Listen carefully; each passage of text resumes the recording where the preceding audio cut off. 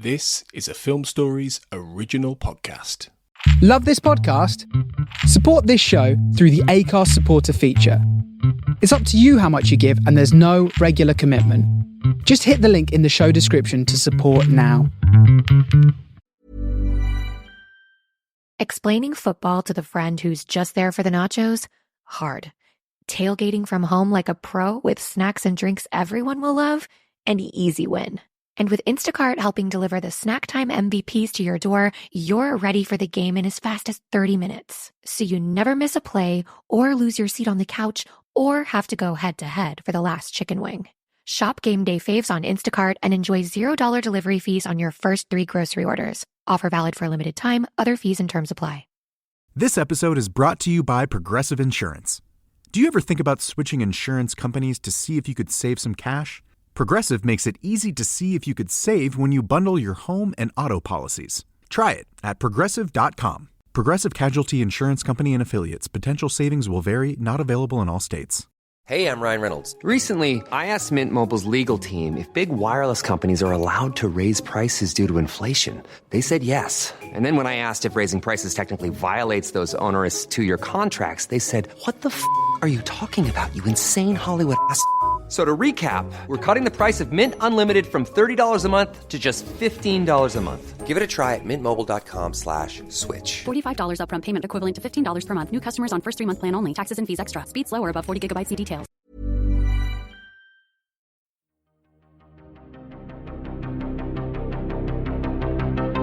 This is Writers on Film, the only podcast dedicated to books on cinema.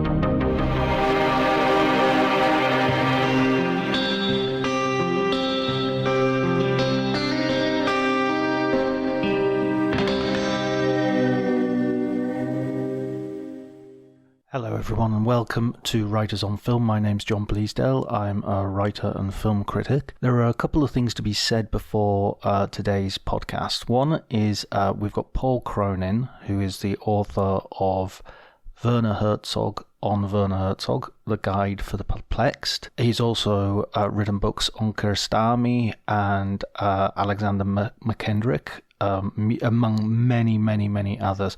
We had so much to talk about that we did talk for quite a long time, as you can hear during the episode. It's about an hour and a half. So instead of cutting up the episode, I've just left it as one long conversation so you can hear it organically as well. The other thing to mention is the sound quality, specifically on my end, isn't great, and so what I've tried to do is switch between 2 different sound sources. But occasionally, when we're talking over each other, you'll hear the recording from Paul's end, and so my voice might come across as a little bit tinny, but I've tried to make it as smooth, and hopefully it won't distract you, though now that I've said it, you'll probably be listening out for it, so I'm sorry about that as well. In fact, I tell you what, the conversation is so long, I'm not even going to bother asking you to like, subscribe, or anything like that. I'd rather you just enjoy the conversation.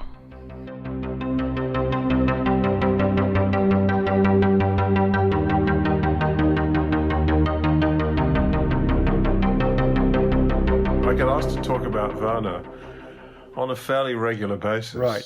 I don't make a sort of philosophical point of saying no, but I say no.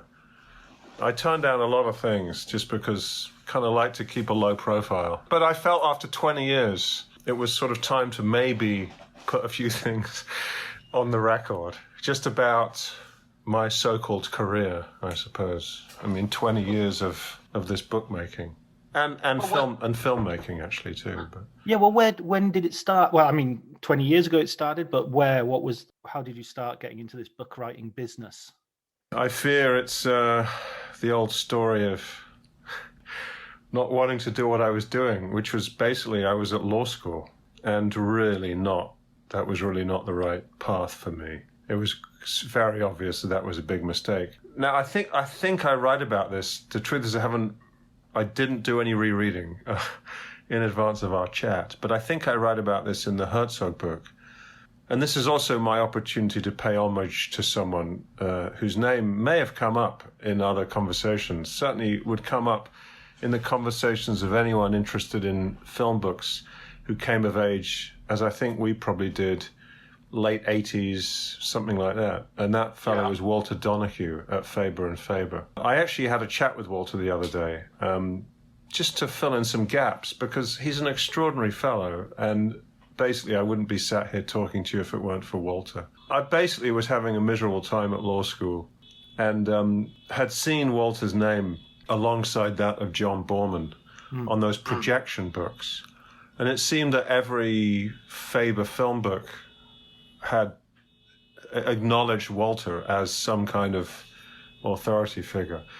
So I vividly remember I basically one Wednesday morning decided that I wasn't going to go to any more classes. And I just wrote a letter to Walter Donahue. And it basically said, "You don't know me, Mr. Donahue, but I've never been more certain of anything in my life, which is that I have something to offer you. I have all your books, your being Faber and Faber's film books, on my shelves here.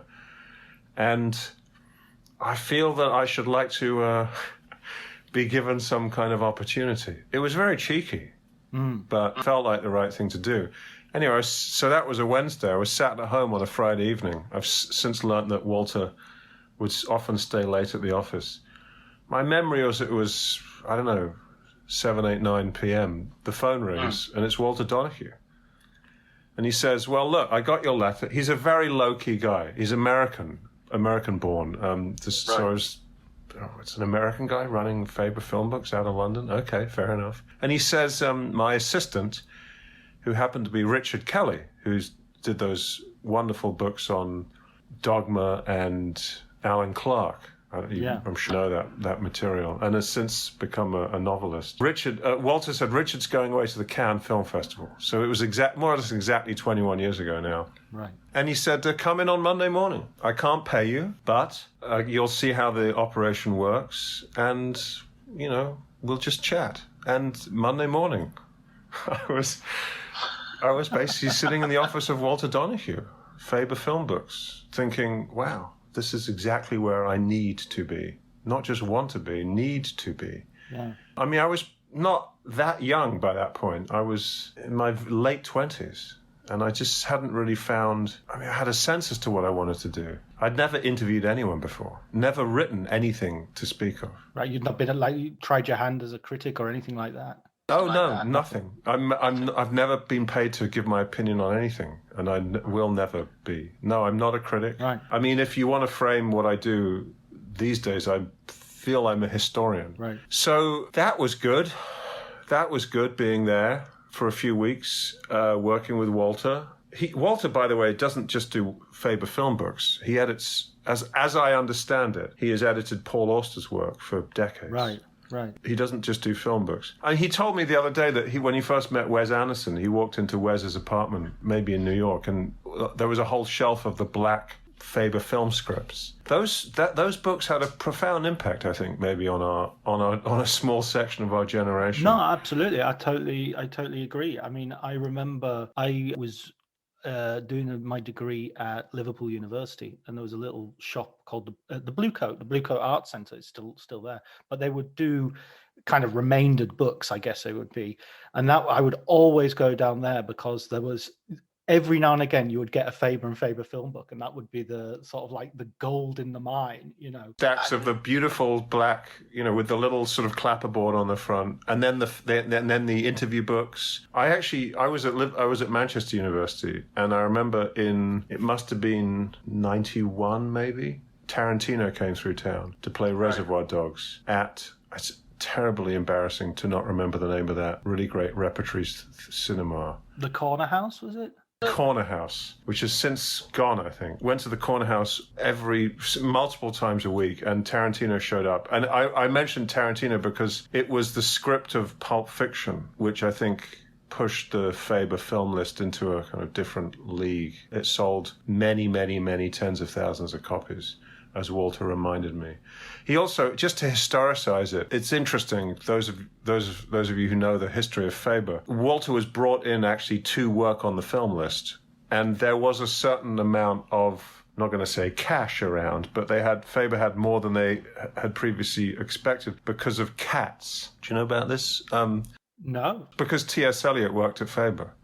I don't know the details, but basically Faber got a cut of the Cats musical, which opened, I think, in 1981, and that was a bit of a cash injection for them. And I really don't want to put this on. I mean, Walter and I chatted about this. I'm sort of looking into this and maybe thinking of writing something about it, or at least doing something with Walter about it. But anyway, there was money to create this film list, and that's what Walter did. I mean, they're interesting connections for me. I made 3 films and co-edited a massive, essentially, book about Peter Whitehead, the British film director. And in the mid 60s, Peter approached Jean-Luc Godard because Peter was obsessed with Alphaville and he wanted to publish the script of Alphaville. And Peter Whitehead's at the forefront of the publishing of film scripts in the mid 60s. So he publishes Alphaville under his imprint Lorimer. You still see in those old Charing Cross bookshops that we probably, I used to inhabit all day. You used to see these books, the old Lorimer books. Peter Lorimer Whitehead, it says actually his middle name. So the Lorimer books, Peter published 3 or 4,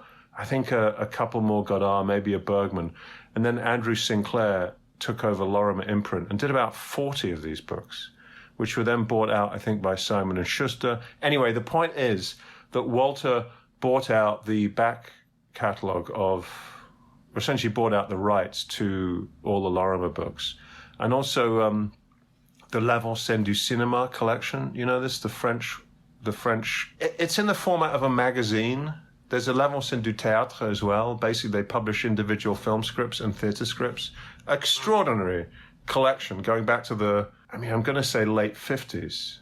It's still being published today. So Walter, I think, bought the rights to those and cherry-picked the best ones. But anyway, I just wanted to sort of pay homage to Walter Donahue here, not just for personal reasons, just because without Walter, we really wouldn't have that extraordinary run of film books from, the mid-80s through to maybe, I feel I got in just under the wire, John, because that was 2000 when I was sitting in that office.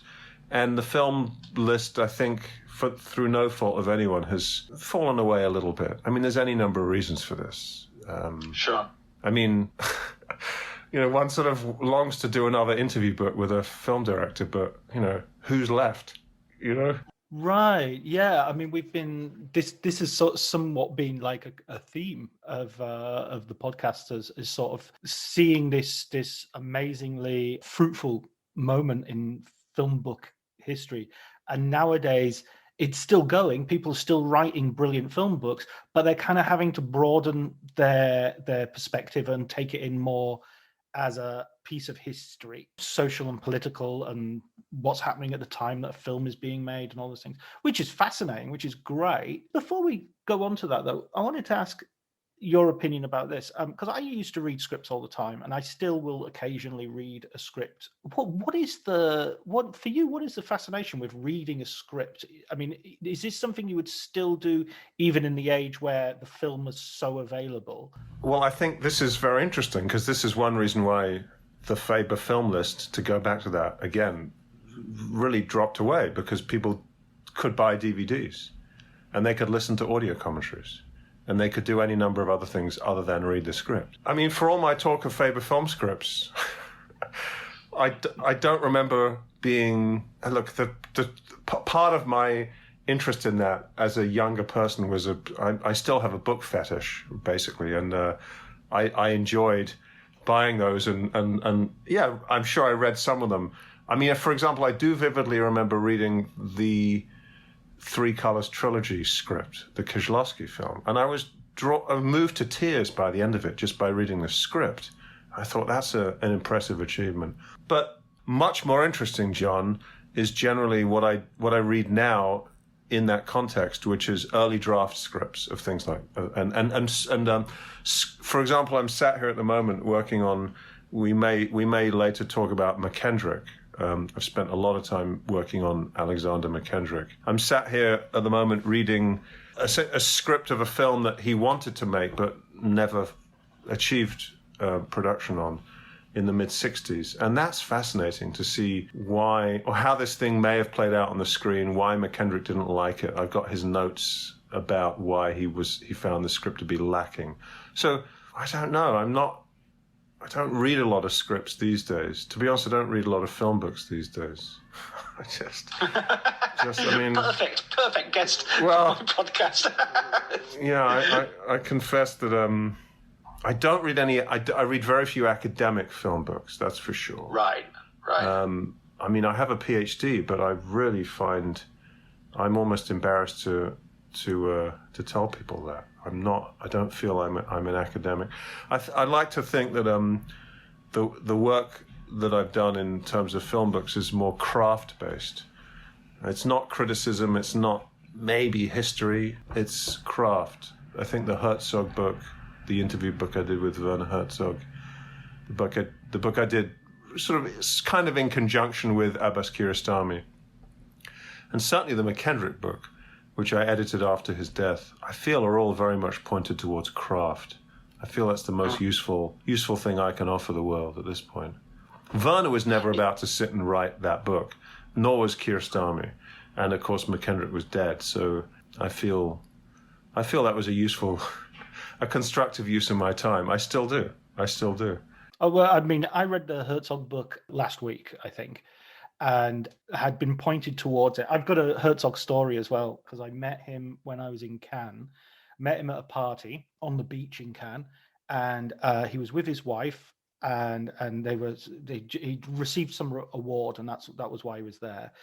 And I very timidly approached the table because I'm not very good at networking or doing any of that sort of stuff.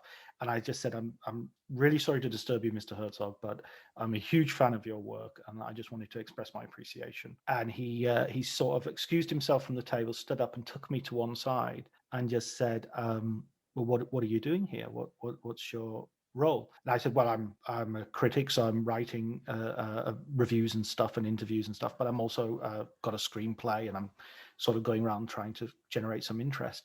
And he said, "Well, then you're not a fan. You are a colleague." One of the reasons I think one of the reasons I wanted to chat with you, after having really turned down so many opportunities to do so with other people over the years, is that no matter what anyone ever says about Werner Herzog, writes about him, tweets about him, he is the loveliest, sweetest, fluffiest guy I've ever met.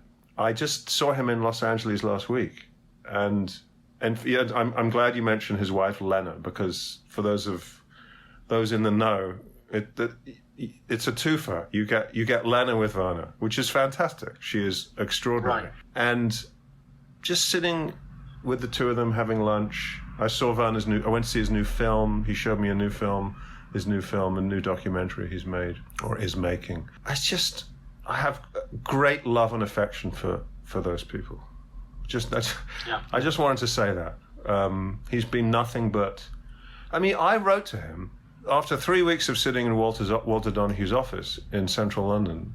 I don't really recall what I was doing. Not much, I think, just sort of shuffling papers around. And Walter he's a kind of mad scientist. He would pop in trying to find his glasses, but they were on they were on his forehead. He hadn't noticed, kind of thing. He's that kind of guy.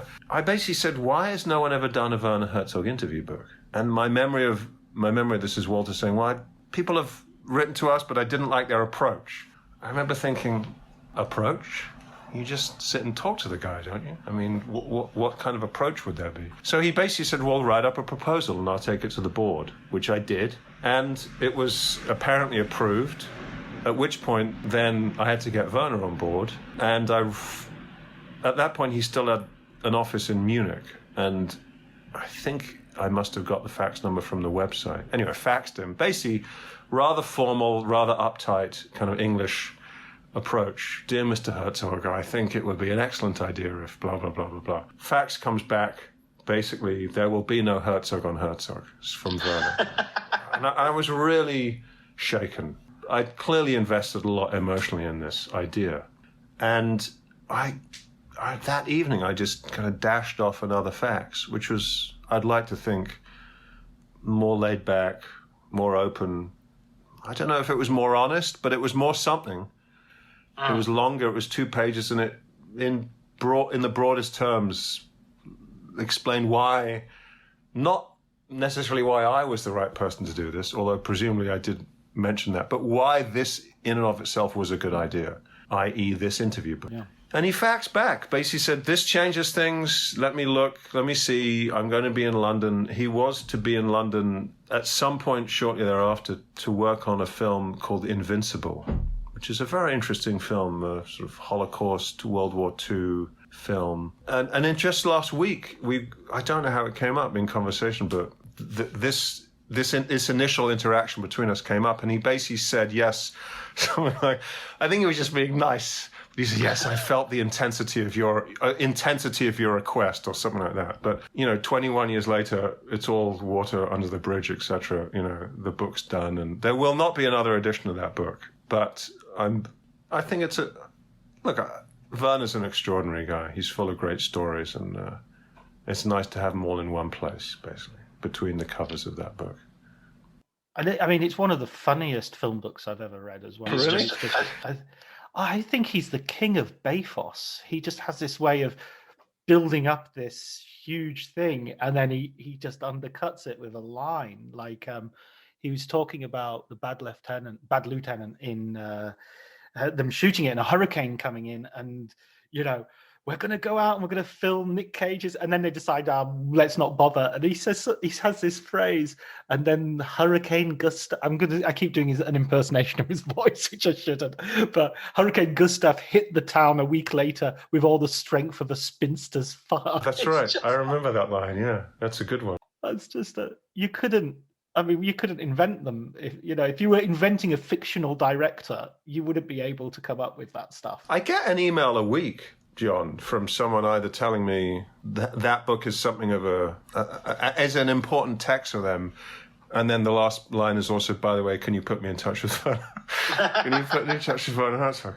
I mean, I don't know. The book seems to have taken on some kind of, I'd like to think, I think it goes beyond film. I mean, as I mentioned to you, there's a kind of rather tentative methodology behind the three big film books that I've done. Big, I consider them to be.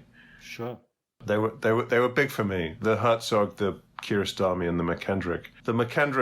The Herzog book really is all about perseverance. I don't know if one is going to learn a great deal about filmmaking from that book. I hope so, but it seems to me that it's more about, good God, look what this guy did, dragging a ship across a mountain, etc., etc. I better get up in the morning and get to work. The Kiarostami that's perseverance. The Kiarostami is poetry.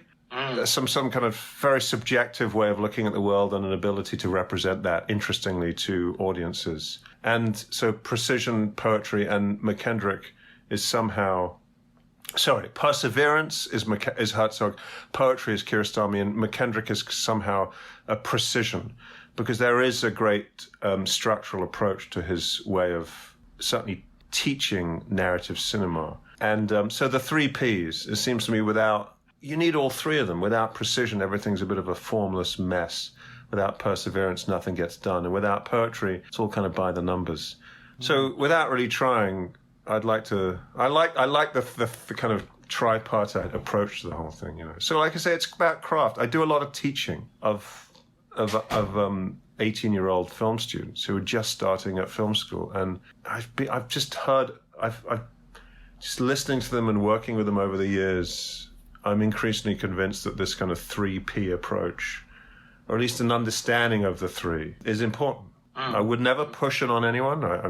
It's my personal opinion. It's working with those two very closely for years, and MacKendrick long after he was gone. Although that material still has so much life to it. In fact, ironically enough, at the moment, it has more life than, Abbas is gone, but my work on MacKendrick is a very live project. I'm working on 8 MacKendrick books. Yeah, I saw. I mean, that's amazing that there's that much material. I just found some more in LA. I met his son in a storage unit, and he pulled out another box of material. It just keeps on coming. In fact, there's a whole Italian connection, because MacKendrick was in Italy for the final year of the war, running a documentary camera crew. And I'm convinced that there's a fair amount of more research to be done. So I'll be in touch about that, Joe.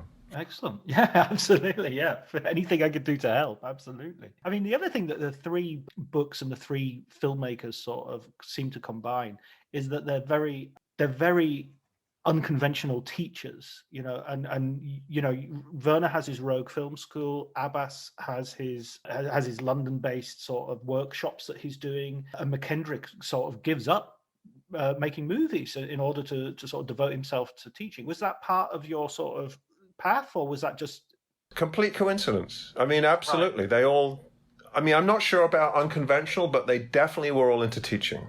As you say, Werner has for a time, he's done, I think, maybe half a dozen of his 3-day rogue film schools. I met Abbas it turns out he'd been doing it for years in Iran, but he was, I think this is around 2005, he was in London for a big retrospective, and at the French Institute, he agreed to do a 10-day workshop. And I just applied as a regular punter. I mean, I just sort of sat, this will be interesting. And I applied and I got in with maybe 24 others. And we sat in a room on day one in South Kensington, and I just thought, and he started talking, and he was talking through an interpreter, although it turns out it never really needed an interpreter. His English was very good. It was pretty good. And he got to talking, and I just thought, wow, this is really interesting. And I just started writing it all down. And I kind of backed away from, because I was there ostensibly to make films as a student, but I kind of backed away from that. And I think Abbas acknowledged that pretty quickly and was happy about it. I remember at one point, a couple of days in, there was a basement to the place where they had set up. This is at a time way back in 2005 when most people presumably didn't have their own editing software on their computers. So they'd set up a bank of computers where we could edit our films, which we were meant to make that week. And so he was down there, and at one point I pulled him aside and I gave him a copy of Herzog on Herzog, which was the first edition of the Herzog book. And I remember he looked at it. He stared at it, and he looked at me, and he looked back at the book, and he looked at me, and he said, "You did this?" I said, "Yeah." He said, "We love this guy. We love him." And I said, "Yeah, I did that book." And from that point on, I ended up spending 10 years just going to workshops with him, just drinking wine with him in Italian restaurants and driving around Italian countryside. He loved Italy, as you know. Yeah. So that was good. So teaching, yeah. And then MacKendrick, of course, I've written a whole book. I am writing a whole book about his teaching career, which is just extraordinary. Extraordinary stories. There's another book I'm essentially working on. Another book that I feel, because I just get emails from people all the time saying On Filmmaking, which is a collection of MacKendrick's notes. So basically, MacKendrick was the British filmmaker, Ealing Studios, 1950s, Sweet Smell of Success in Hollywood, 1957, makes 3 more films. At a moment when he just had enough, he steps back from filmmaking and becomes a teacher. And spends the last nearly 25 years of his life teaching in Los Angeles, just north of Los Angeles, in a film school. Very interesting school as well. That's a whole part of the story. So On Filmmaking, I edited a collection of his notes to students into a book called On Filmmaking. There's a sequel to that book, which I'm working on, which is twice as long and 10 times as interesting. There's so much more material. Book of interviews, book of scripts. The book I'm writing about his career. I was going through his son's house years ago. It's insane. I'm going through an old linen closet, and his son says, "Oh, there might be something in there for you." I pull out of this linen closet the very script that MacKendrick held in his hands when he was directing Sweet Smell of Success, full of handwritten annotations. No.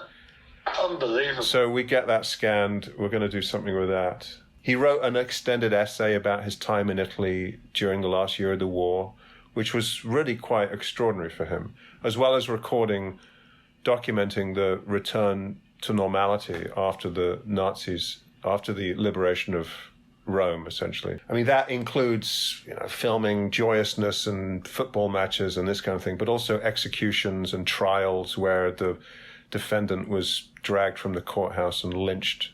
Just very dark and disturbing things, kind of culminating in his filming of the exhumation of 330 civilians who'd been executed in a disused, abandoned mine in the south of Rome. This is a the Fossi Adiatini massacre.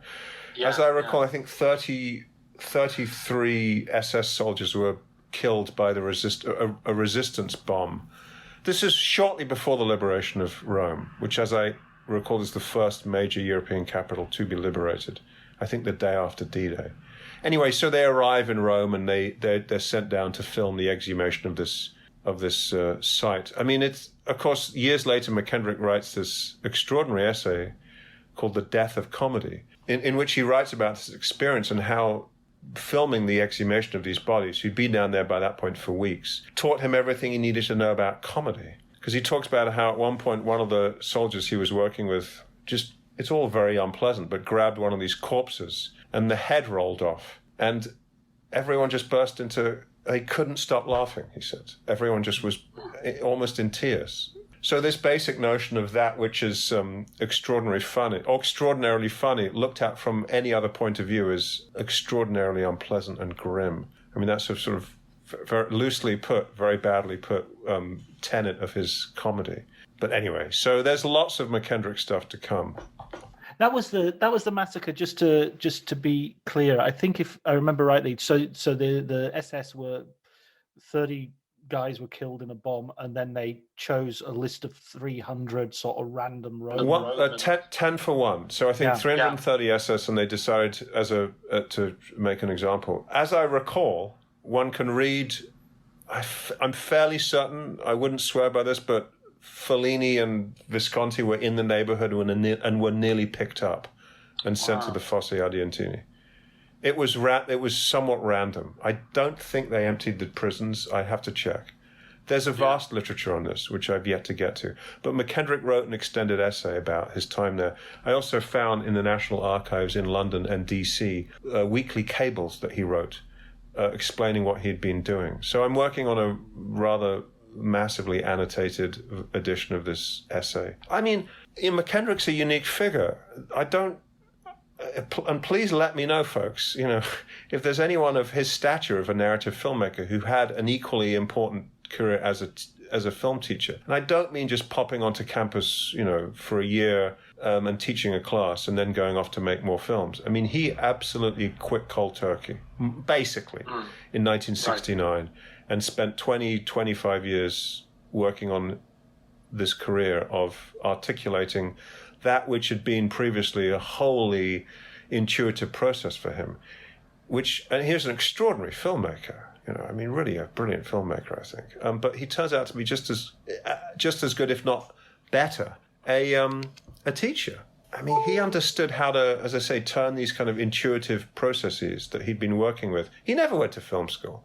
He never went to any college for any length of time. Completely self-taught. I think that's what I meant by unconventional, in the sense that all of these are not people who are going through some sort of formal apprenticeship themselves. Herzog just starts making films. I don't know much about. I know less about Kiarostami's career, but I get the feeling that when they're going, like for instance in the book about Abbas, when he walks into the course to begin the workshop, he sort of says, I have a dream that I'll walk in and the room will be empty because you'll all be out there doing it already. You'll just be out there making films rather than waiting for me. So you get the feeling, that idea that you're articulating something that is essentially instinctive and emotional. Or it might not be a coincidence, John, that these three fellows, neither of them went to film school. In fact, Abbas, I recall, did go to art school, but kind of half-heartedly. As I recall, it took him years to graduate because he just was kind of mucking about. MacKendrick went to Glasgow Art School for a year or two. Werner didn't go to college at all. So yeah, you've hit on something there. They also, each of them, all three of them, certainly articulated this, two of them directly to me and in other places. And MacKendrick, you cannot but notice this. All three have profoundly audience-centric approaches to cinema, to filmmaking, and to their teaching. It may come out as self-expressive. In fact, it inevitably always does. But from the point of view of how we may learn from them, they have profoundly audience-centric approaches to things. And I very much appreciate that. I mean, MacKendrick would go on about this endlessly. He happened to teach in a kind of bastion of self-expressive art, CalArts, California Institute of the Arts, where he was the founding dean of the film school there. I mean, it's known these days for being the place where all the Pixar animators went, starting in more or less the mid-70s. But certainly for the first few years, it was a place where you kind of went to just be an artist. The notion of MacKendrick stuck out like a sore thumb there because he was always pushing craft on students. And that was generally not the way things were done at CalArts. So for that reason alone, he's an interesting figure. And I think actually, it took me a while to really kind of get my teeth into this one, but his constant harping on about craft and structure was in part a response to the place where he taught, because there was little of it there. And he, as I say, he really was quite an anomalous figure in that respect. And for my purposes, that makes him a fascinating position from which to look at the entire institute where he taught, because he kind of stood on the sidelines looking at the lunacy. That's my word, not his word, but the kind of lunacy of what was going on around him. There's an interesting story about that art school and his place within it. So I'm working on it. It's really very, very enjoyable. And this material just keeps on coming to light. Like I say, just got a box of material all about films that were never made. I mean, ironically enough, I was just looking at Penelope Houston's BFI monograph on Went the Day Well, the Ealing film, and she, as I recall, she such a good film, such a great film, and it's a great book. She's excellent, and she mentions in passing that there's a real dearth of Ealing paperwork. You know, the Balkan collection has big gaps to it. The Michael Balkan collection, he's the guy that ran Ealing Studios. His collection is at the BFI, and there's not a lot of stuff that I can find about MacKendrick's films, certainly in that collection. But he himself kept so much material relating to films that were never made. So I'm doing a whole book of, I know there's a kind of cottage industry these days of sort of books and documentaries and radio broadcasts, you know, films that never happened. But there's a whole book of MacKendrick films that never happened, which includes some of his extraordinary artwork, which he just tinkered with. I mean, one of the things he talked about was, given that he had quit teaching and quit filmmaking and became a teacher, he was able to kind of, in the knowledge that they would never happen, he just kind of tinkered away with certain projects for years, notably his Mary Queen of Scots project, of which there is a huge amount of material, illustrations, letters, documents, multiple scripts, multiple script drafts, you know. So it's really interesting. You know, MacKendrick's kind of what I'm focused on at the moment. One of the things that connects what you were saying with MacKendrick and back to Abbas Kiarostami as well is when I was reading the book, and as you say, he's talking about poetry a lot. And I used to have a real allergic reaction to whenever someone talked about the poetics of film. I was like, ugh, you know. And I come from literature, so I did my PhD on Shelley, so I did loads of poetry. And I think by the end of my PhD, I was thinking, I'm really allergic to this idea of poetry. Poetry has become, as a legacy of the Romantics, not necessarily their fault, but has become this idea of self-expression, this sort of recollection of strong emotions in tranquility. And that's the least interesting thing that poetry can do, really, is just you know, express how you feel. And when I was reading the book about Kiarostami and reading how he's defining poetry as like an essential key to his filmmaking, an essential key to all filmmaking, I just started thinking, okay, maybe this has become a prejudice of mine. Maybe I need to shuck this off, because it really, and I was watching Close Up, and there is a shot that actually Werner mentions in Herzog and Herzog of a paint can or a can of some sort just rolling down the street, and the shot just follows it, because the guy who's standing there, who's kicked it, he's watching it. He's waiting for someone to come out the door, and that's the only thing that's happening, you know. And I just thought, wow, yes, that's poetry, because that's what Christopher Ricks would have called the sort of white space at the end of the line. That's That's it. That's the Kiarostami gap, you know? That's exactly what it is. I mean, this is all fascinating hearing you talk about this, John. You know, I have no great insight into this other than, I mean, it seems to me that the notion of kind of Kiarostami's poetry, I'm not sure if there's a difference between poetic cinema and kind of poetically inflected cinema. I mean, cinema as poetry, poetic cinema, I don't know if there's a difference. But, I mean, Abbas would just talk about, and he's by no means the first, surely, but this notion of just giving the audience room, really. Giving the audience room to fill themselves. And I think that's really the most important way that he equates cinema with poetry. It's that strange mixture of sort of economy and space. You know, the economy of you're not going to write a novel, but at the same time, there's this space that allows, which is sort of paradoxical in a way. Well, I mean, it was the final. It turned out to be the last workshop, Kiarostami workshop I went on. It was in upstate New York, and he did another 10-day workshop. They were more or less 10 days, a kind of week and a weekend. Actually, as I recall, he told me during that workshop that he was very seriously thinking about doing a 6-week workshop in America where students would make a feature film. I mean, briefly, the structure of those workshops was, as you kind of point out, ideally he wanted us to just be out filming anything at all, just so we could come back later in the day and show people what we'd shot. There were editing suites in London. As the years ticked on, people would just bring in completed films. And he would just sit and comment on them. It was a very kind of low-intensity workshop. But during the last workshop, I met a guy called Iman Tavasili. And Iman he's essentially a medical doctor here in New York. And got to talking with him. We'd had lunch every day. And I said, I forget if I'd been to Iran by that point to visit Abbas or I was about to go. But I said, Iman, I read all these books on modern Iran to try to give some context to Kiarostami and to really understand, his films and his approach to life and poetry. And, because Iman himself could quote, reams of ancient Persian poetry. And I thought, there's something here I've got to get my head around. I've got to go to Iran. I can't do this book without going to Iran. I mean, I spent time in Munich with Werner, and I went to his home village in the Bavarian Alps. There's a sort of geographical connection I feel you've got to make as well. So I said I have to go to Iran. Anyway, Iman said to me, he said, "You're doing it all wrong." He said, "This is all wrong.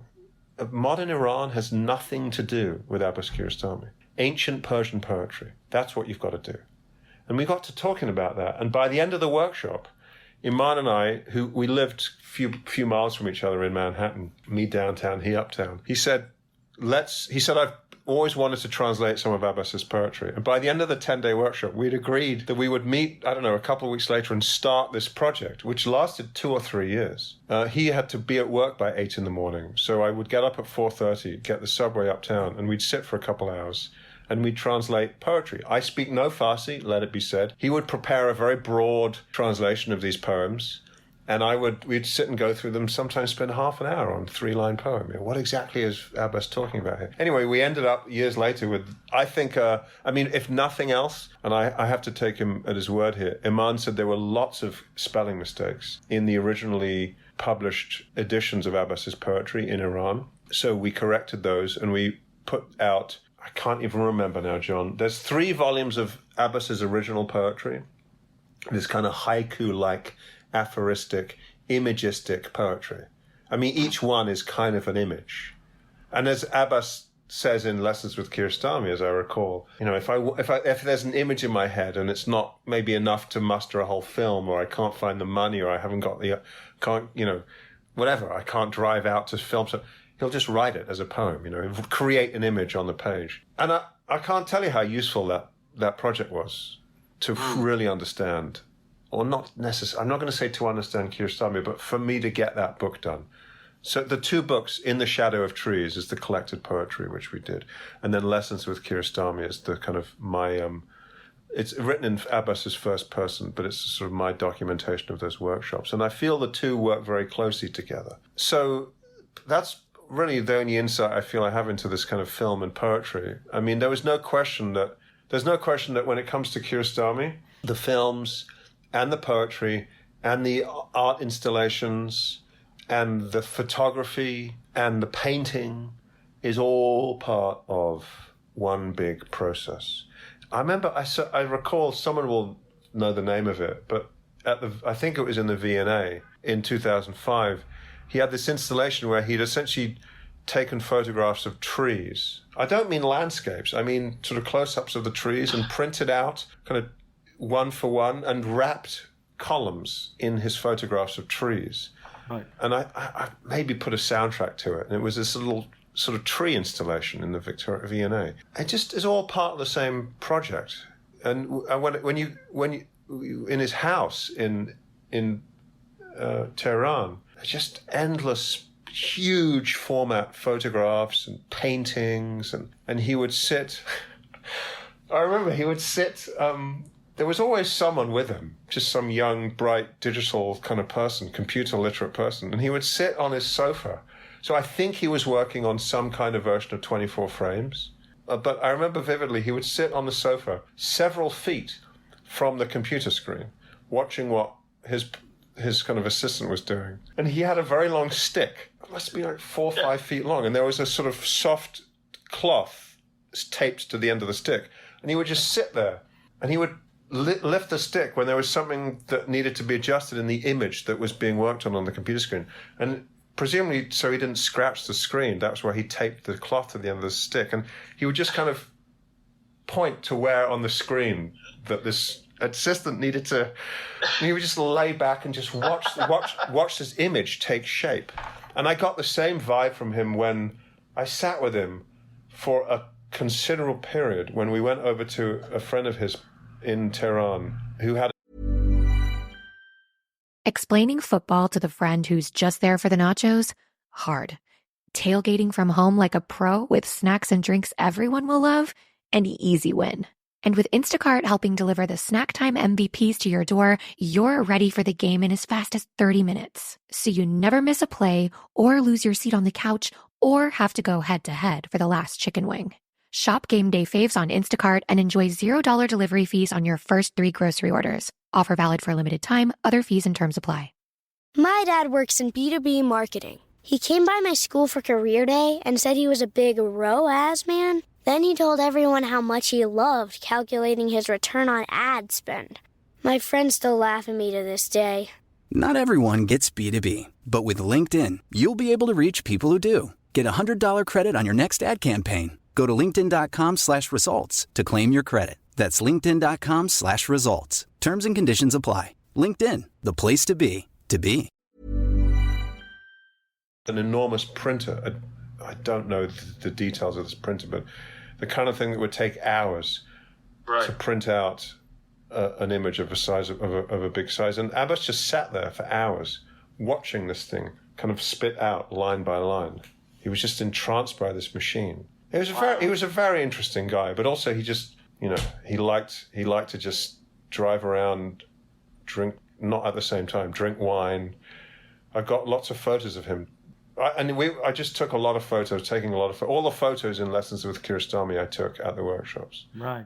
And he says about loving being in cars, and obviously some of his films almost take place entirely in cars. So that idea of you driving around Italy with him, it's like you're literally in his wheelhouse.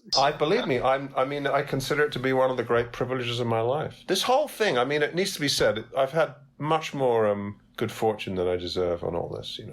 Drinking beer with Werner Herzog in Munich, driving around cars with Abbas Kiarostami. Peter Whitehead, who I've mentioned, was an extraordinary guy. I was best man at Peter's last wedding. I think it was his last wedding. I can't even keep track.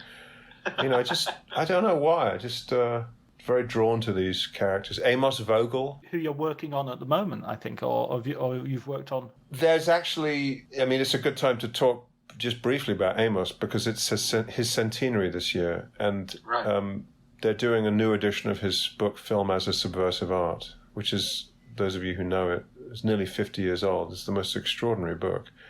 And I basically helped put a reprint together in 2005. But what they've done, there's a couple guys here, Jim Colville and Jake Perlin in New York. They run the Film Desk, which is a relatively new film book publishers. They've done some interesting stuff. They did... They've done a couple of reprints. They reprinted, for example, Lillian Ross's long-form essay about the making of Red Badge of Courage, the John Huston film. She wrote a book called Picture. But they've also done... What did they do? They did a book of Pasolini. They did a collection of Jean-Luc Godard and Marguerite Duras dialogues. It's really interesting stuff. Anyway, Jim has... This is actually a kind of just... It's not an uninteresting story because I knew Amos for years. Werner Herzog told me the first person when you get to New York, look up my friend Amos Vogel. who became a kind of rabbinical grandfather-y figure to me. I was very close to him for many years. Right. He died at the age of, I think, 93 a few years ago. But he, so I got to know Amos and his wife, also very domesticated, his wife, Marcia, who was just fantastic. And his book had been out of print for years. So the chutzpah, I wrote a letter to George Weidenfeld of Weidenfeld and Nicholson, who had published the original book, who also happened to have been Amos's second cousin. They grew up together in Vienna. And I basically said, this book has been out of print for years. Generally, if that happens, the rights revert to the author. Would you be able to write Amos a letter to let him know that the rights have reverted to him? And the next day, George sent a letter to Amos, which basically said, you own the rights. Amos signed the rights over to a friend of mine who had a little publishing company, and we did a 2005 reprint. Anyway, cut to, 16 years later. Oh, so we used the original films. Random House sent me the original layouts of the book, and we just used those. But kind of amazingly, and this is really, I think, an achievement, Jim Colville here at the Film Desk in New York has resourced all the 10x8 prints, completely typeset the book, corrected all the mistakes, because Amos, made a few mistakes along the way, spelling mistakes, a couple factual mistakes. At one photo has been changed, as I recall. He has a great caption about the Keystone Cops, and there's a photo of what he thought were Keystone Cops. Turns out it was some 1930s knockoff or something like that. It wasn't even the Kingston. How is he to know? He's going to these little film festivals for years, Oberhausen, and he's watching these films and he's making notes, and maybe someone gives him a press release or a 10x8, and he, that's how the book comes together. But nearly 50 years later, we're able to make all these corrections. Anyway, so that's coming out later this year, the New York Film Festival and lots of other venues across the city here. And who knows, maybe around the world, we'll be doing centenary events. Amos is an amazing figure. I mean, he really, if nothing else, he helped me appreciate the notion of film curating. What does it mean to be a film curator? He ran a film club in New York for 16 years, from the late 40s into the early 60s, and then became one of the two founders, along with Richard Roud, of the New York Film Festival. I couldn't tell you if the model of the New York Film Festival was his, which is to say there aren't 300 films at the New York Film Festival. There's 20 films, very carefully curated, each with a press conference. It's a very tight ship, the New York Film Festival, always has been. But you can look back at the first few years. I mean, it's insane, John. You look at the films that were playing in the first 3-4 years of the New York Film Festivals. They're all Criterion editions. You know what I mean? They're all kind of they're all classics now, or made. Very few of them. I mean, let's be honest. I know almost nothing about cinema compared to some people, but I've heard of most of these filmmakers and most of these films, and seen and loved them as well. So anyway, Amos Vogel's another. Reading about him and thinking about that sort of role is, I think nowadays the idea of a gatekeeper gets a lot of bad press, and rightly so. A lot of the privilege goes along with it, and it's not equitable, and it's not diverse, and all the rest of it. Having said that, the role of a gatekeeper, the actual sort of there are only 24 hours in a day, there are only 7 days a week. I can't watch everything. I need somebody whose taste I can trust to kind of point things out. And then whether I like them or not is up to me. And whether I go and find other stuff is up to me. But that role of someone who is able to sort of funnel some of the best stuff in my direction is, and this is what Amos Vogel very much sounds like. Well, we know what side you'd be on, John, in the Amos Vogel Jonas Mekas debate, because the Jonas Mekas, who died just, a year or two ago. They were the kind of two grand old men of New York, downtown New York independent cinema, and they did not get on. And in broad terms, you've put your finger on why Jonas went his own way. He figured that there shouldn't be a gatekeeper like Amos. Everything should be screened, one should be able to see everything. But you're absolutely right. There are only so many hours in a day, and Amos was quite resolute about deciding on his terms what should be screened and what should not be screened. So there you go.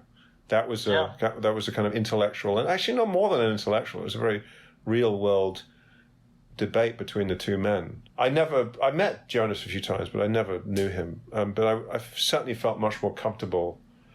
In a way, I mean, Amos was the kind of underdog, because by the time Amos had stepped back to the New York Film Festival and more or less was about to retreat into a teaching career, that was only when Jonas Mekas set up the physical institution Anthology Film Archives in New York City, which is, to this day, remains one of the most important homes of, let's just call it, non-mainstream cinema in the world. So what I'm saying is Amos was kind of the underdog. Certainly by the time I met him around the turn of the millennium, he was, I mean, just going back to, if I'm anything, I'd like to think I'm a historian insofar as this year, as I say, it's Amos's centenary and people are trying to pay homage to him. I've got so many requests to use the interview footage I shot of him because apparently no one else bothered to do it.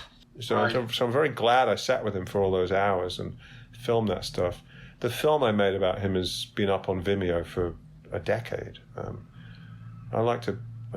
just stick everything I do up on Vimeo. Right. So it's available. Yeah, I mean, there's no money in any of it, so why not just stick it all up? Including I just made a 15-hour documentary, which is all up on Vimeo. All the Peter Whitehead stuff I did is up on Vimeo. I don't quite. Anyway, there's no money in any of it, so if people can see it and use it, so much the better. Yeah, I mean, monetizing this sort of stuff is kind of to some degree missing the point, especially when you're preserving stuff as well. Sorry, can I just say, because I was not going to mention this, John, but this is a podcast about film books.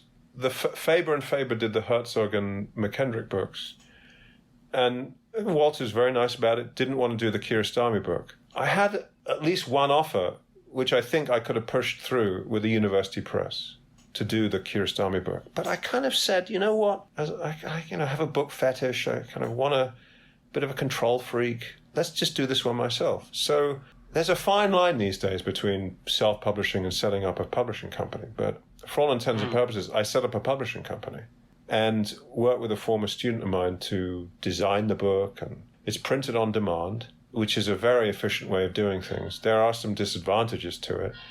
But I'll just say one thing, because, we all got to eat. I've made more money on the self-published, if you will, Kiarostami book than all my other books put together times several.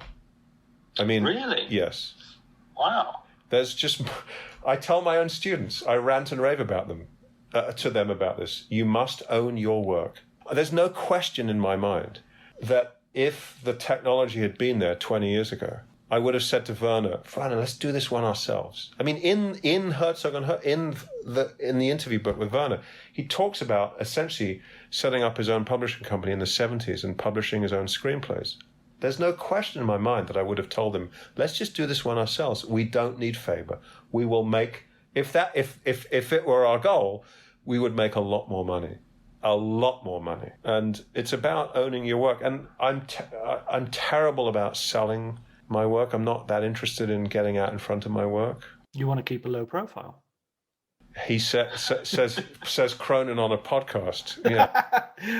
Believe me, this is a very niche podcast. Okay, fine. This is the podcast people come to keep a low profile. That's great. But so own your own work as best you can is my rather pathetic advice on that. I mean, if paying the rent is important to you, then, I've had a very good experience with the Kiarostami books. And in fact, it's entirely likely that the 8 MacKendrick books I will do myself. You do the same way? Yeah. Just complete control over them. It's not about the money. I just mention that as a kind of offshoot to being able to take the photos, choose the font, placement on the page. I had the image of the cover of Lessons with Kiarostami in my head for years, and I wanted to realize it myself. And the print-on-demand structure is pretty good. I wouldn't do a fully image-based book. There's no way Taschen are going to do their books print-on-demand. That's a whole other story. But for text-based books, it works very well. If you could recommend a book for our listeners, what would that be? What would be your... I'm going to just hit you up again with Film as a Subversive Art, which is also a shameless plug. But as I say, craft is something I'm really interested in, and I do work with film students a lot, so young film students. So I'm not going to choose one, John, I'm sorry, but there's a sort of trilogy that not a trilogy, but 3 books that I think are really excellent. And one is David Mamet's On what's it called? On Directing Film. It's 100 pages. It's a series of essays, individual essays, intercut with an edited dialogue of him talking to students, as I recall, up at Columbia University. It's really excellent. I mean, when I need to talk to students and explain Eisenstein montage theory to students, I just go to Mamet's explanations of these things. I think they're the cleanest and clearest that exist. So the Mamet book is good. Pudovkin's Film Technique is an amazing book. Right. You can find that online anywhere. There's no question that it's a strong influence on MacKendrick. The notion of the ability to fly about in time and space and tell stories, this uniquely cinematic way of telling stories, is something that MacKendrick was big on. And I'm sure that he was in some way influenced by Pudovkin. And then another book that he would recommend, which I think is also just fantastic, is Carol Rice and Gavin Miller's book on film editing. I think it's called The Technique of Film Editing. It was first published in the 50s, before Carol Rice, who I met a few times. Before he'd even made a film, he wrote this extraordinary book, which was updated a few times, as I recall, but then I think in the late 60s, Gavin Miller came on and helped write a section about, as I recall, sort of the sort of new wave techniques that had emerged in the previous few years. But it's such a good book. Really, I mean, it's no coincidence, and you know all this, John, that, I mean, how many great cinematographers have become film directors? Not many. How many great editors have become film directors? More. I mean, there's this notion that editing is a very useful starting point. I'm actually working with a guy at the moment. I'm not sure if a book will emerge from it, but he's a sound editor. In fact, no, he's a production sound mixer. He's the guy that stands on the set and records sounds. A guy I teach with called Chris Newman, who's won 3 Oscars for sound mixing over the years. And just sitting and watching films, the films that he's worked on, including The French Connection, The Godfather, Silence of the Lambs. I mean, it's extraordinary how...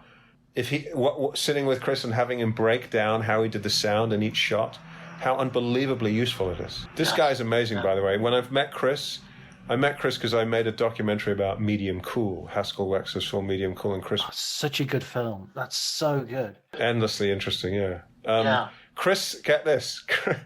Chris said, I don't know if I asked him, but he said, yeah, my life in the early 70s was really weird. We finished The French Connection on Friday and started The Godfather on Monday. And I thought, bloody hell, stick with this guy. He's a really smart, interesting guy who started out in documentary filmmaking and had an amazing career working closely with Jonathan Demme and Milos Forman. I don't know if anyone's talked about Sidney Lumet's book, Making Movies. It's been mentioned, but nobody's recommended it yet. But that's I'm not going to recommend it.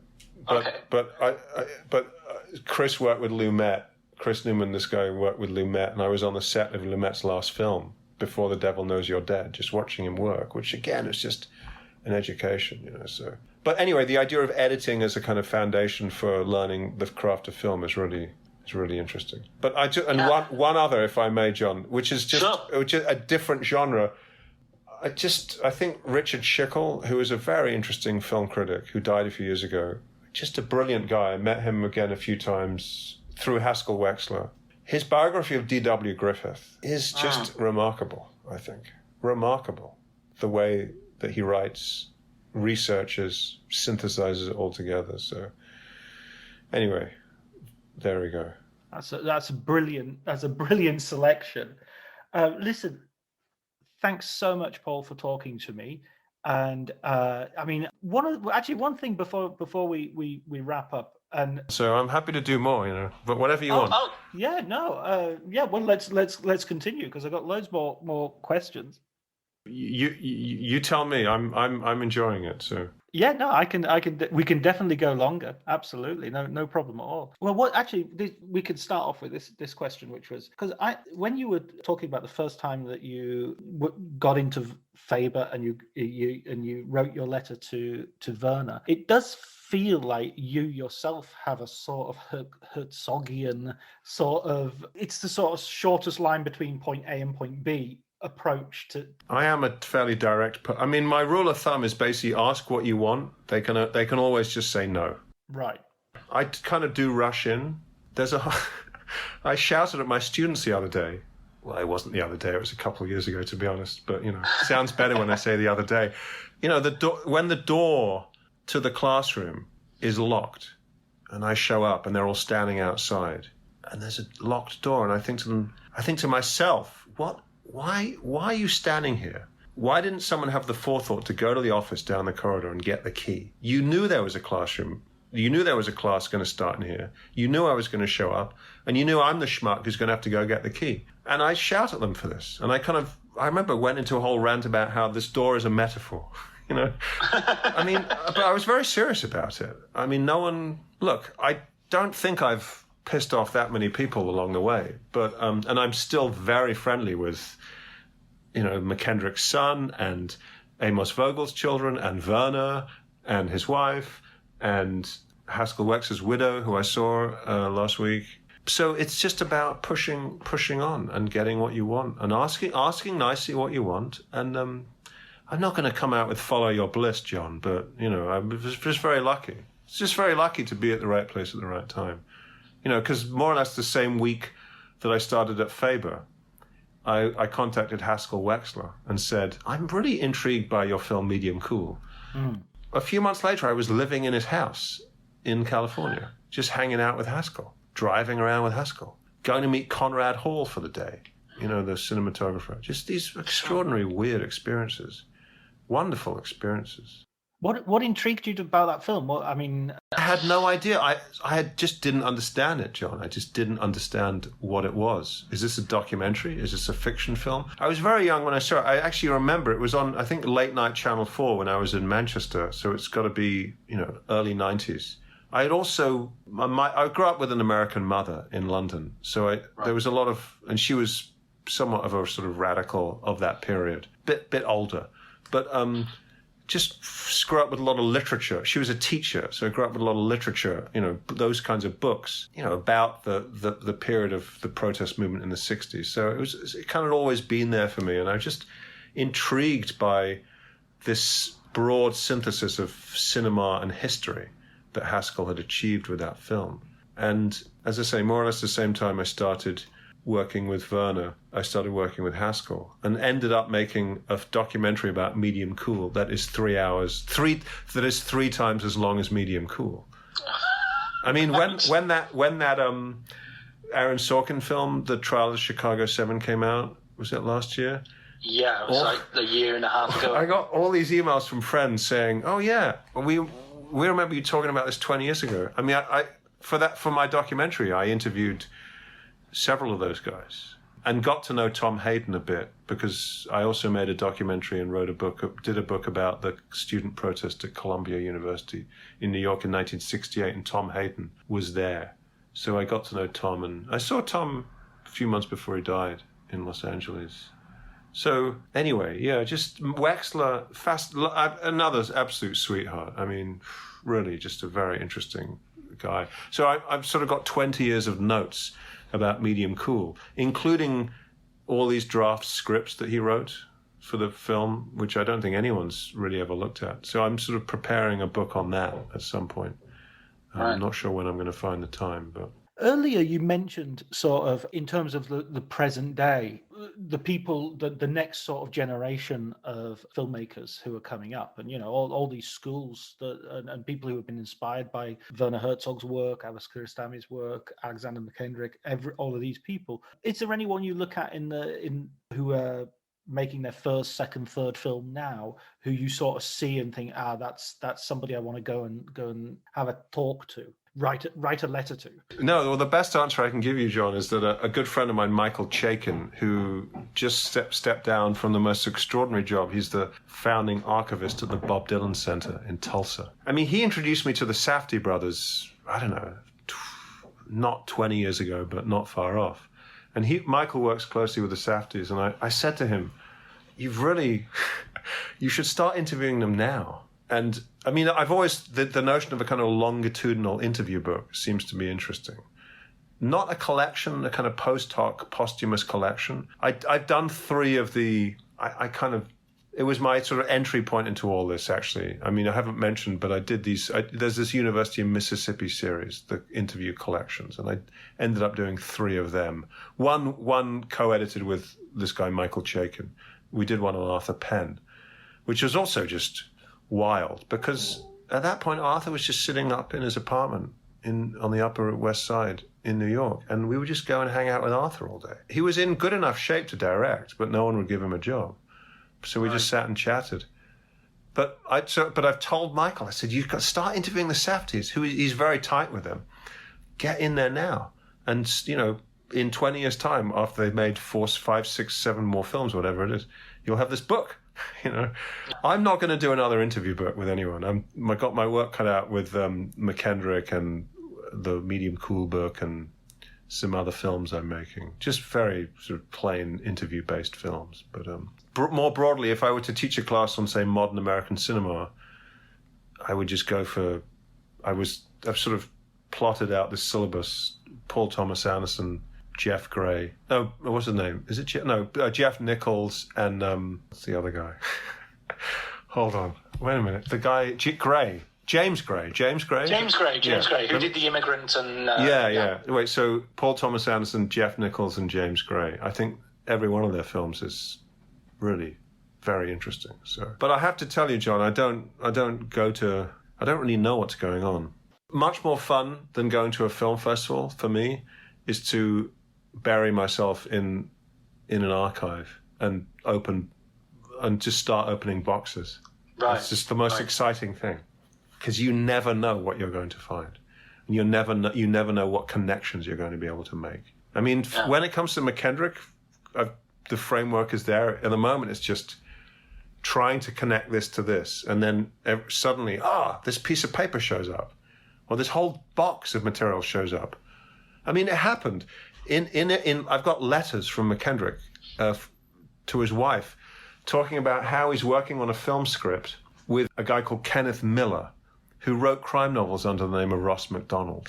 Oh, of course, yeah. He wrote Harper. Exactly, right. And those films. So he spent time in Santa Barbara with Ken Miller working on a film script, and I could never work out what film script it was. So just last week, I went off to L.A., because MacKendrick's son was clearing out a storage unit, and I came back with this box, and wow, now I know what script they were working on.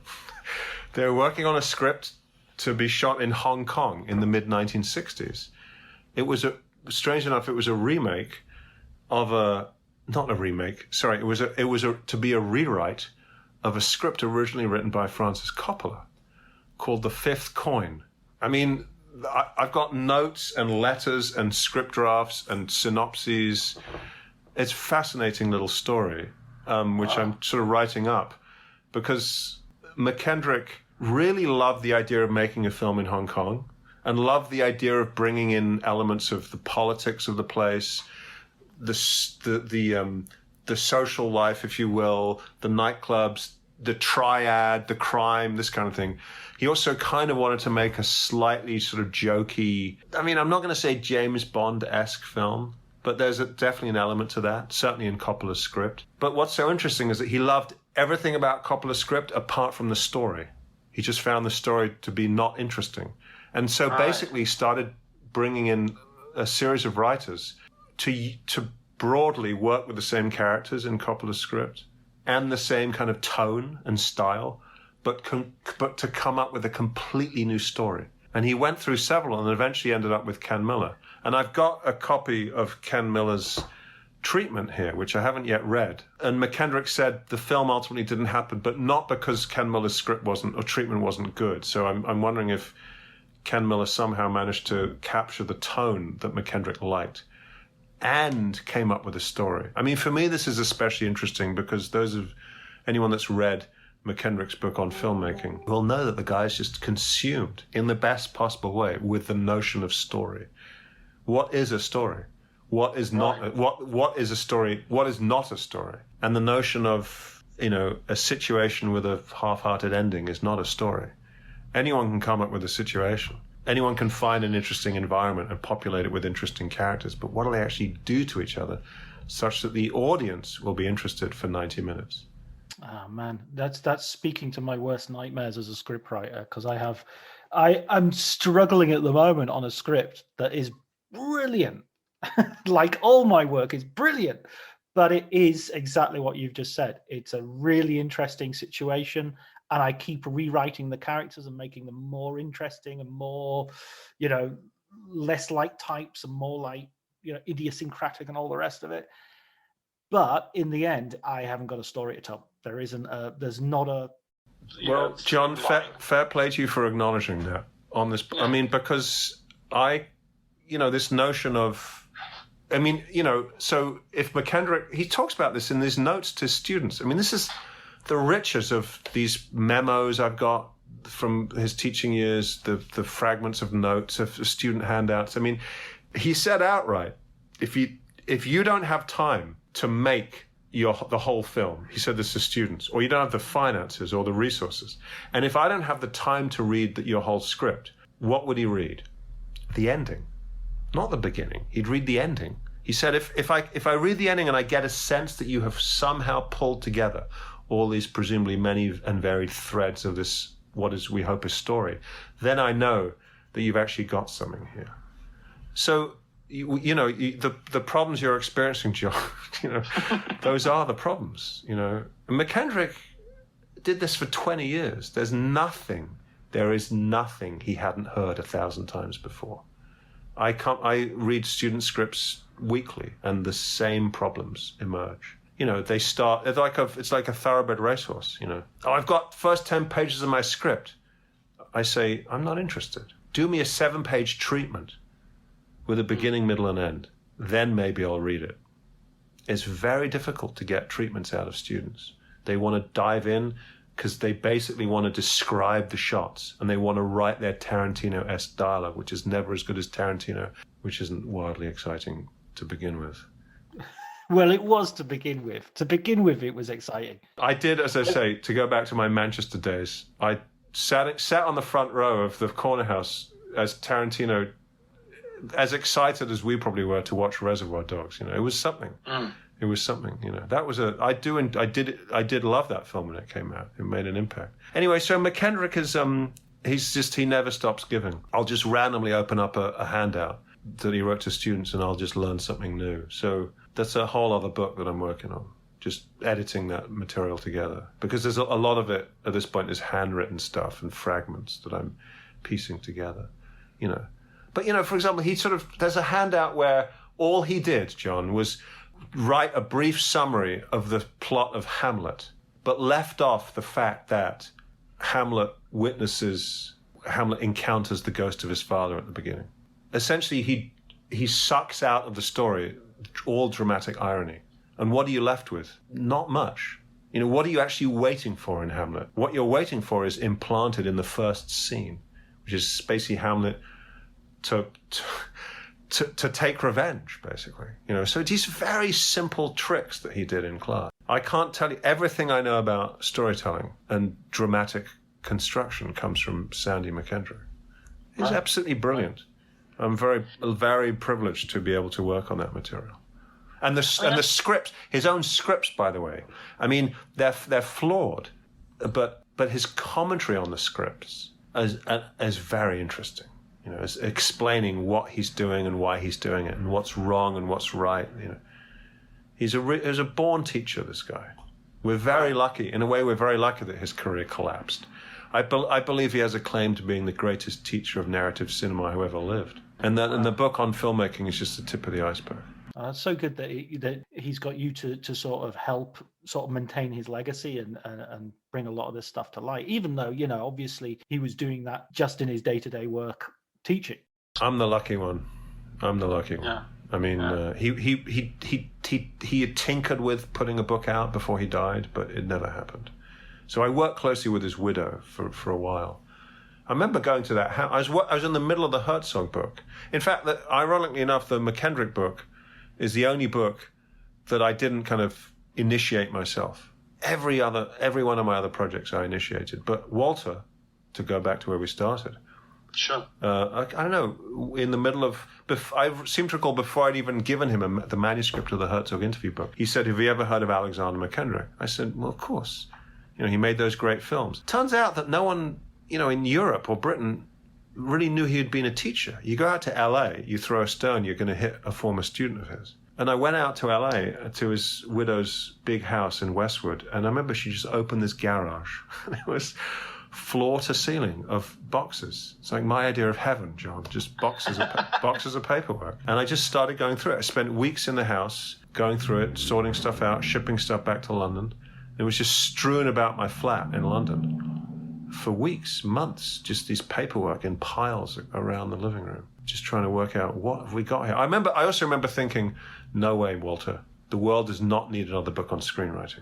Right. But he paid my way out there, and I said, well, fine, I'll go out there. And then I started reading the stuff in this garage and thought, wow, this is readable and useful. That's all Sandy wanted to do. He just wanted to be useful to his students. That idea as well, the world doesn't need another screenwriting book because they're so popular. I'm ashamed to say I've read several of them myself. And it's just, I feel my soul shriveling to the size of a raisin every time I read them. And they might be very good. And actually, that's even worse if they're good. And I feel myself going, oh, yeah, okay, I should do that more. Or I see that trap. And I just feel that something ineffable is being lost in the process. Well, I mean, that's certainly a point of view.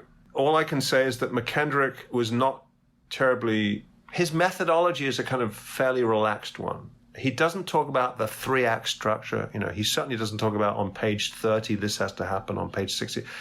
It's he just steps back and of course he brings with him decades of filmmaking experience himself, which most of these people who write these screenwriting books presumably do not. But he basically says, look, this is more or less how I did it. It's worth you paying attention for the next 300 pages on filmmaking.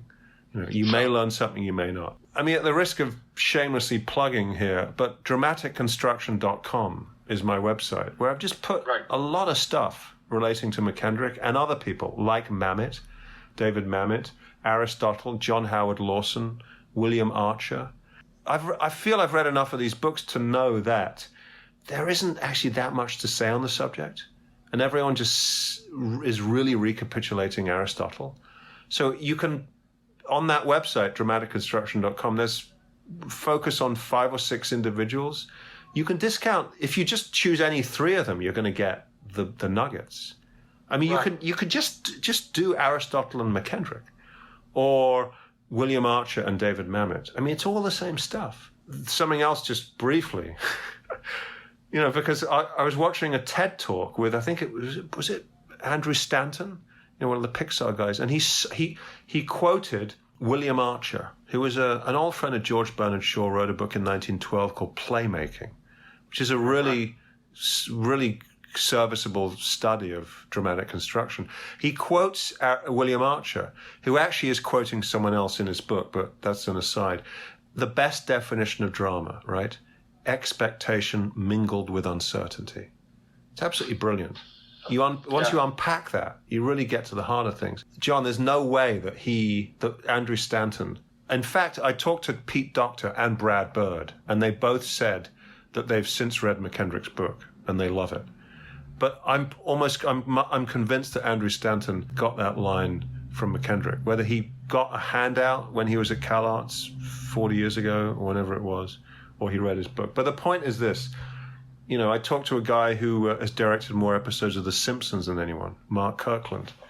Right. He's a brilliant guy. He studied with MacKendrick. He said everything he knows about storytelling comes from Sandy MacKendrick. MacKendrick, it's one thing to say that his influence is strong in many different directions. But at the same time, all he ever did was just restate Aristotle. Right. I mean, for years I did a 3-day workshop at the London Film School based on MacKendrick. So, sadly I can talk long and hard about this for hours, but the bottom line is that MacKendrick is a great starting point to understanding all this stuff, I think. Well, I'm definitely gonna plug into that because, the book, as I said, the books I've read were much more towards that.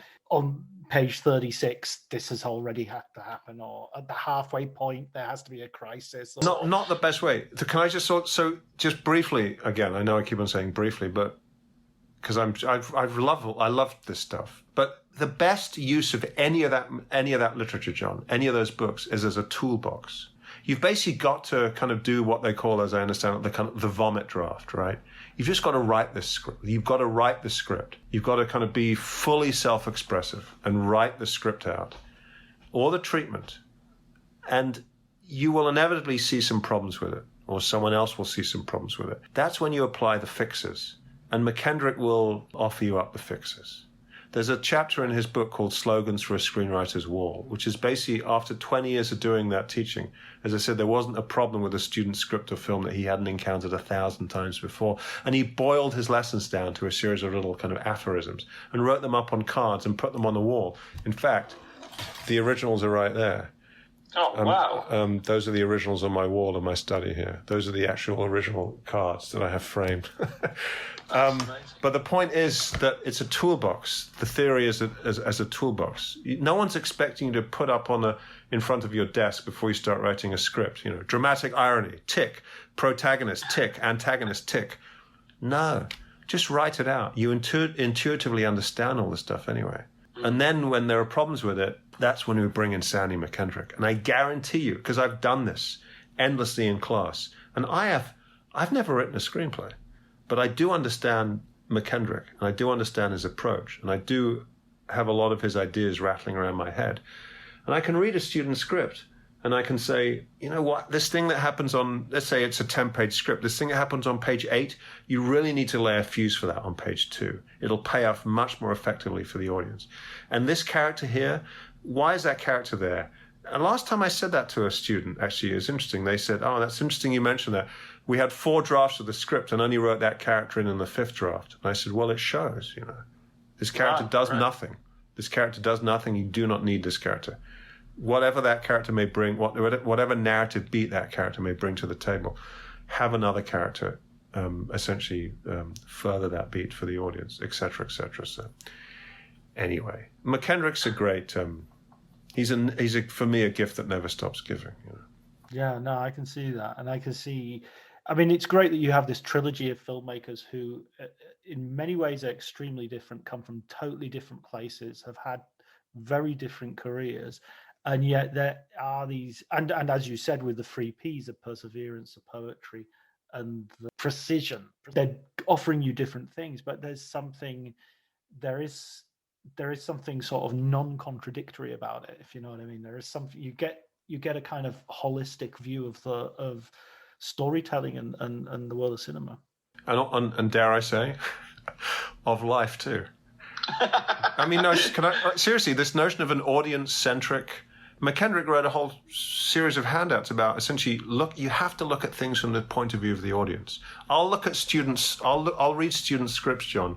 And these students will be working on these scripts for days, weeks, sometimes months.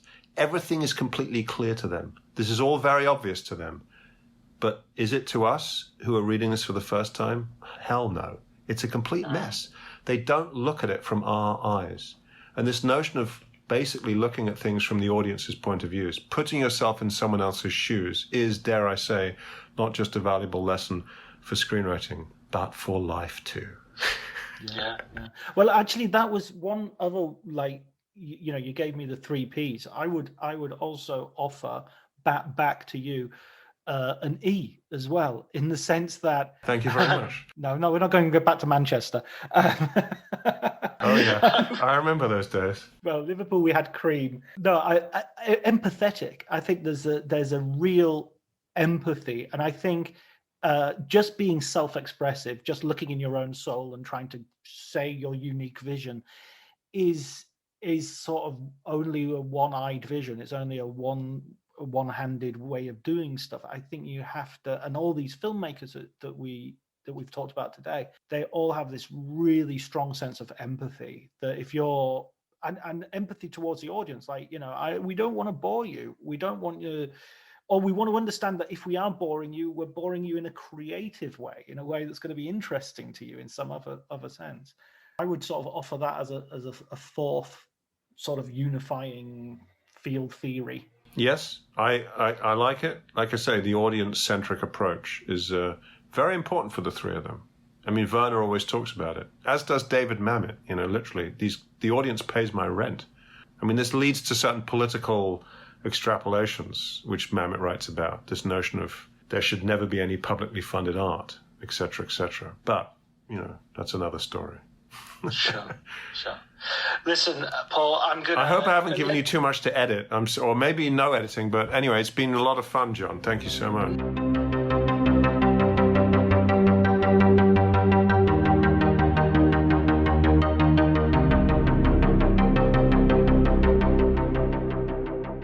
I hope you enjoyed that conversation. I certainly found it fascinating. I learned a lot. I learned a lot more than I expected, to tell you the truth. I thought it was going to be a good episode, but it turned out to be an absolute cracker. So I hope you enjoyed it as much as I did. All that remains is for me to thank Elliot Atkins for the music, Ali Howard for the art, and you all for listening.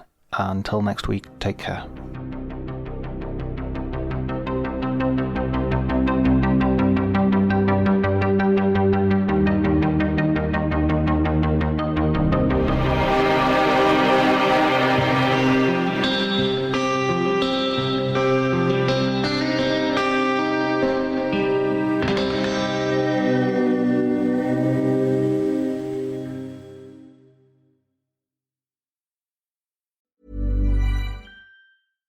$1-800-Flowers.com knows that a gift is never just a gift. A gift is an expression of everything you feel and helps to build more meaningful relationships.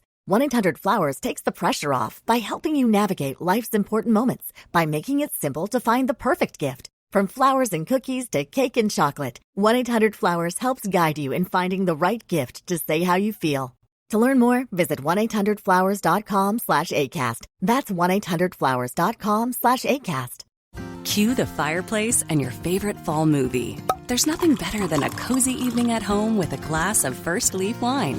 First Leaf is a personalized wine club that delivers right to your door. Sounds magical, right? They get to know your favorite tasting notes, which varietals you enjoy, and whether you prefer sweet or dry wines. So in every shipment, you get bottles tailored to your unique palate. Go to tryfirstleaf.com/fall to get your first 6 wines for just $44.95 with free shipping. My dad works in B2B marketing. He came by my school for career day and said he was a big ROAS man. Then he told everyone how much he loved calculating his return on ad spend. My friends still laugh at me to this day. Not everyone gets B2B, but with LinkedIn, you'll be able to reach people who do. Get a $100 credit on your next ad campaign. Go to linkedin.com/results to claim your credit. That's linkedin.com/results. Terms and conditions apply. LinkedIn, the place to be.